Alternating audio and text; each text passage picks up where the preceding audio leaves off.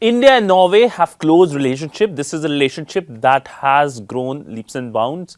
Both the Indian Prime Minister and Norwegian Prime Minister met earlier this month on the sidelines of the G20 summit in Brazil. With me is the Norwegian ambassador here in WION headquarters. Ma'am, welcome to WION. And my first question to you is about the India-Norway relationship. If you can give us a broader picture.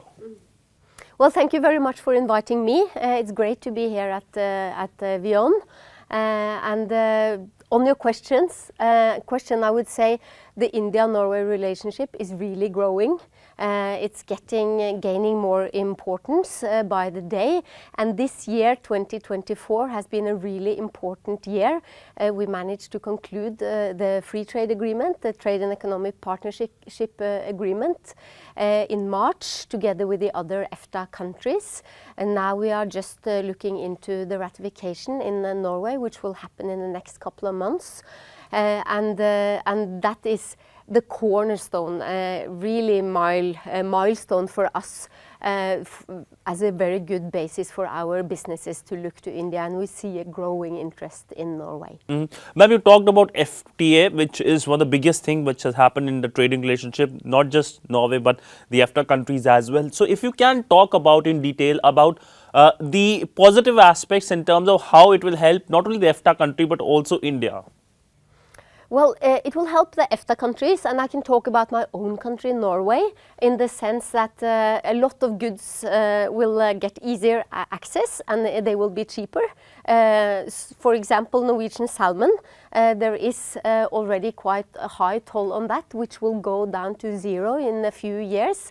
So Norwegian salmon will be cheaper, and that will also cause a great interest from the Norwegian seafood industry to look to India as a market.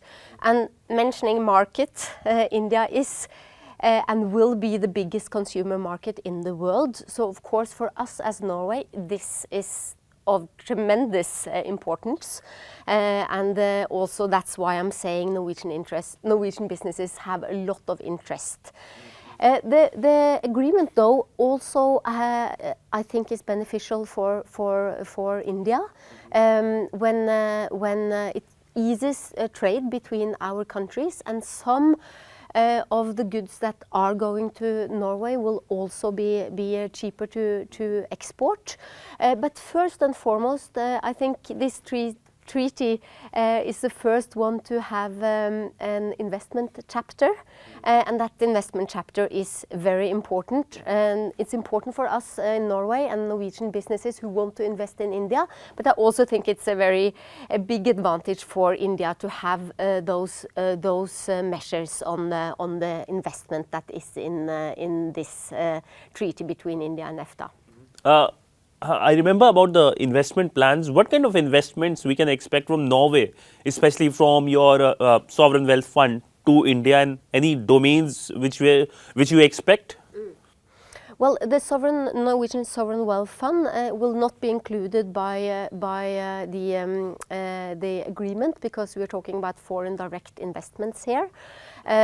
So I can say about the Sovereign Wealth Fund, though, they are also growing in India, and their investments are growing, and probably that will also continue.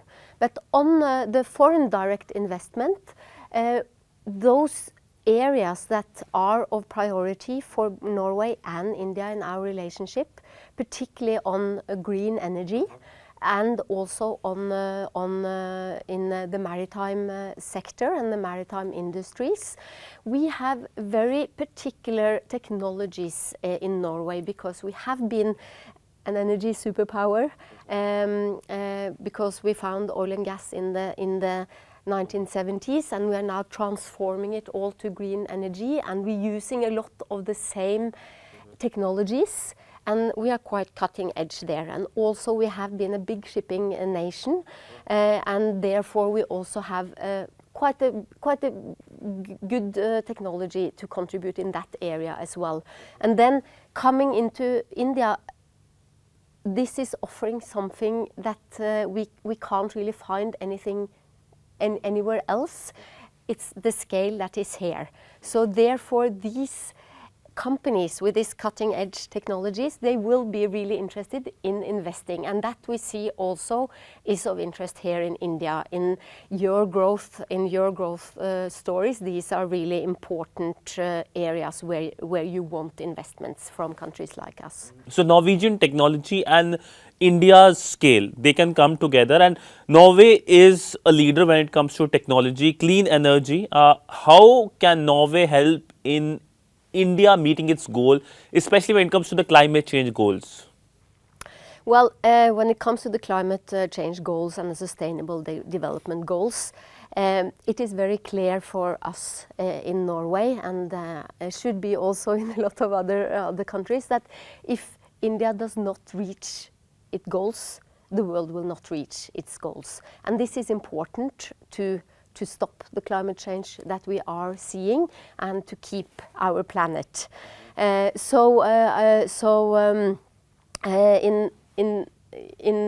you know that scheme, this is something that we should all worry about, and I think it's really important that we succeed, and that we actually also will be able to work on these issues together, and to get more green energy into India, and to support the very ambitious goals that the Indian government has.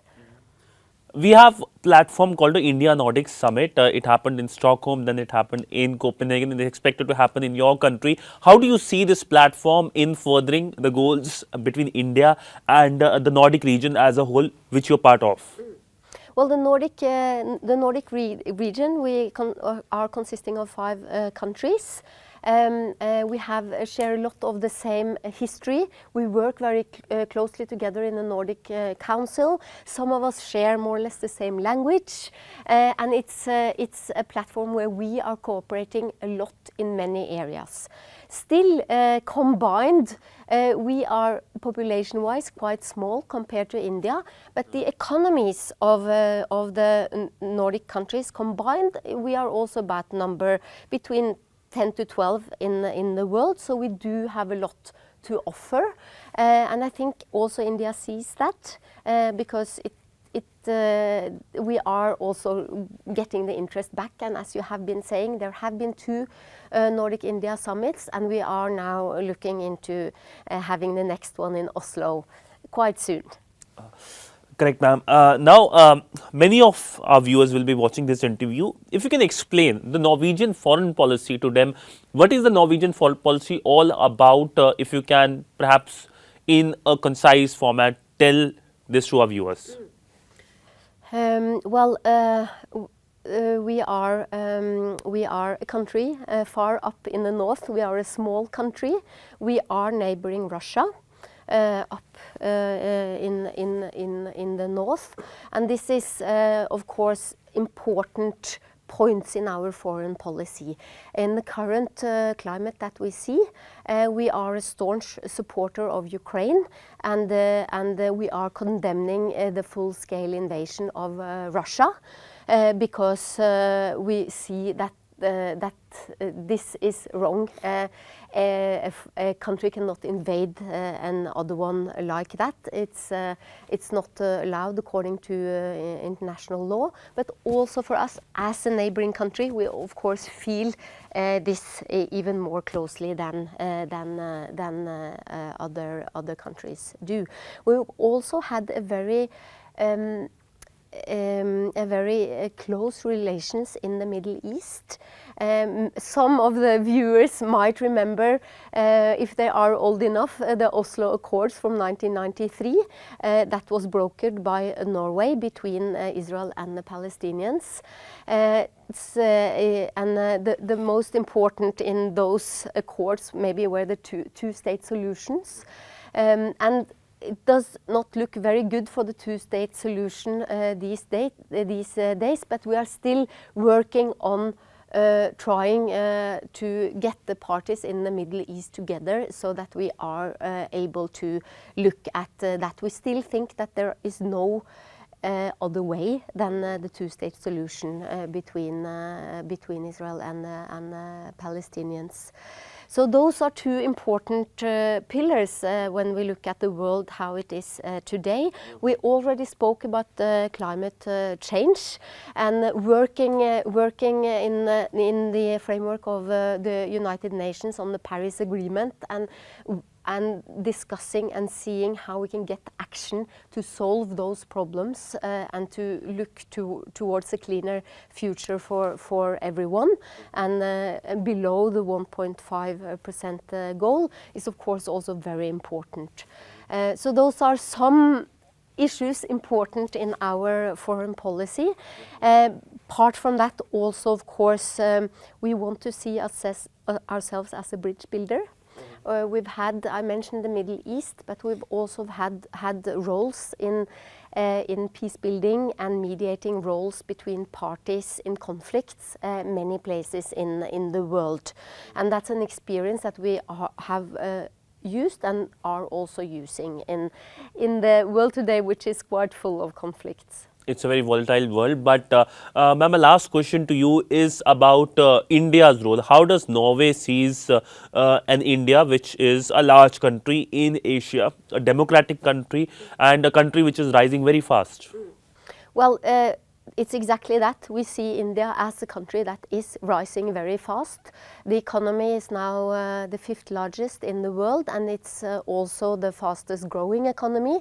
You're soon looking to be the 3rd largest economy in the world, which makes you a big power in itself. But we also see that the way India is conducting its foreign policy, it's growing in importance, and it's a country that a lot of other countries, including mine, are looking to and want to have close relations with, for sure. Addition to this, both the prime ministers met in Brazil at the G20 summit. Anything specific that came out? We saw the Indian readout talking about the various sectors they discussed on. Anything from Norwegian side? What do you expect, or what was the purpose of that very important meeting? Well, it was indeed a very important meeting, and it was really good to see that the two prime ministers met, my prime minister with Prime Minister Modi, and as I understand, they had a very good meeting and discussed precisely those issues that have been mentioned here, because they are pillars in our bilateral relationship, particularly how to now get the Trade and Economic Partnership Agreement implemented and to work on that. They also reconfirmed the importance of the Nordic-India summit that will happen in Oslo next time. So it definitely just showed how important and good this relationship is.